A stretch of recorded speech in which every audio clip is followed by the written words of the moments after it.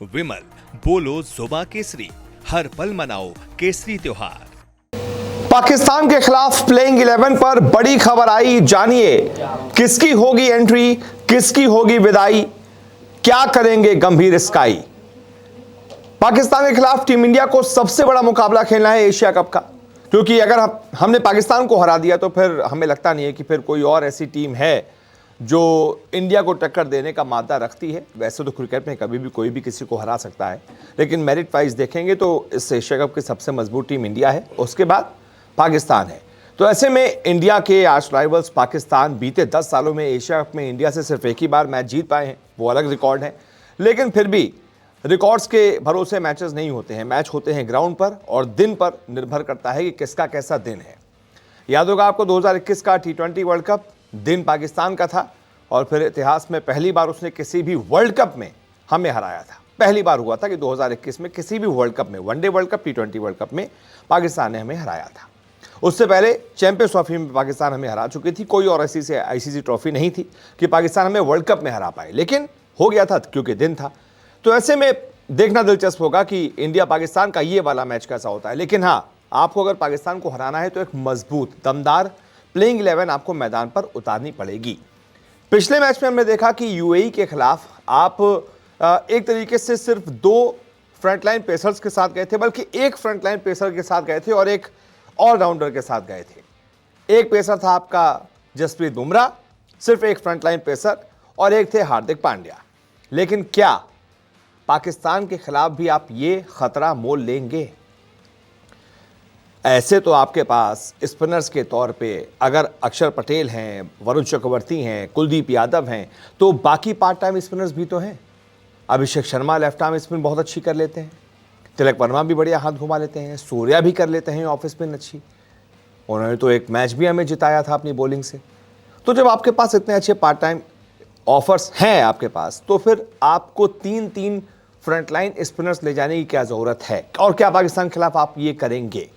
क्योंकि अगर आप सिर्फ और सिर्फ 2 बॉलर्स के, 2 पेसर्स के साथ गए, बुमराह और हार्दिक पांड्या के साथ, हार्दिक पांड्या के सामने देखा कि कुछ ज़्यादा छाप छोड़ नहीं पाए थे UAE के खिलाफ, और UAE के बल्लेबाजों ने बड़े आराम से उनको खेला भी था, चौके भी मारे थे।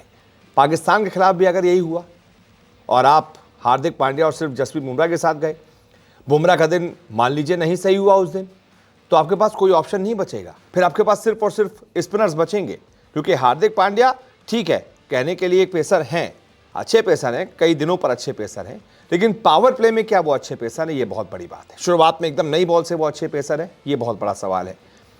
ऐसे में बहुत हद तक मुमकिन है कि ये रिस्क ना लिया जाए और पाकिस्तान के खिलाफ, क्योंकि आपको पावर प्ले में भी अच्छी गेंदबाजी करनी है और डेथ ओवर्स में भी आपको 2 अच्छे गेंदबाज चाहिए, क्योंकि मेन मैच जो है वो 16, 17वां, 18वां, 19वां, 20वें ओवर में फंसता है। क्या आप हार्दिक पांड्या और बुमराह के साथ वो डेथ ओवर्स में जाएंगे? पाकिस्तान जैसी बल्लेबाजी मजबूत जिसकी टीम है, उस टीम के खिलाफ मुझे लगता है इसके चांसेस कम है। इसलिए एक चेंज की खबर सामने आ रही है। खबर आ रही है कि इस मैच में एक स्पिनर को बैठाकर उनके जगह पर अर्शदीप सिंह को खिलाया जा सकता है।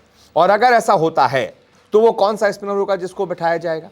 पिछले मैच के अगर हम रिकॉर्ड्स को देखें, पिछले मैच का स्टैट्स देखें, तो कुलदीप यादव ने गजब की गेंदबाजी की थी, और अगर कोई गेंदबाज पिछले मैच में 4 विकेट ले रहा है तो जाहिर सी बात है आप अगले मैच में तो उसको नहीं बैठाएंगे। दूसरे स्पिनर आपके कौन है? अक्षर पटेल, वो तो एक ऑलराउंडर हैं, आप उनको भी नहीं बैठाएंगे। बचा कौन? वरुण चक्रवर्ती। वैसे भी चक्रवर्ती को पाकिस्तान ने 2021 के T20 वर्ल्ड कप में बड़े आराम से खेला था, तब भी बहुत मिस्ट्री करके आप लेके गए थे उनको, लेकिन उनकी मिस्ट्री हिस्ट्री के पन्नों में कैद हो गई, कुछ नहीं हो पाया, हिस्ट्री हो गई। तो उसको देखते हुए हो सकता है कि चक्रवर्ती को बैठा दिया जाए और उनकी जगह पर अर्शदीप को प्लेइंग 11 में ले आया जाए। ऐसा होता है तो टीम इंडिया की संभावित 11 कैसी हो सकती है, देख लीजिए। शुभमन गिल, अभिषेक शर्मा, सूर्यकुमार यादव, तिलक वर्मा, संजू सैमसन, हार्दिक पांड्या, शिवम दुबे, अक्षर पटेल, कुलदीप यादव, जसप्रीत बुमराह, अर्शदीप सिंह या फिर वरुण चक्रवर्ती में से कोई एक, जिसमें मुझे लगता है अर्शदीप को शायद मौका मिलेगा। यही एक चेंज है जो आप इस मैच में कर सकते हैं और टीम इंडिया कर सकती है। बाकी मुझे नहीं लगता कि कोई और चेंज होगा। आप बताइए, ये प्लेइंग 11 आपको सही लग रही है या फिर जो पिछले मैच की प्लेइंग 11 थी वो आपको सही लग रही है? जो भी आपकी राय हो कमेंट करके बताइए। इस वीडियो को देखने के लिए बहुत बहुत शुक्रिया।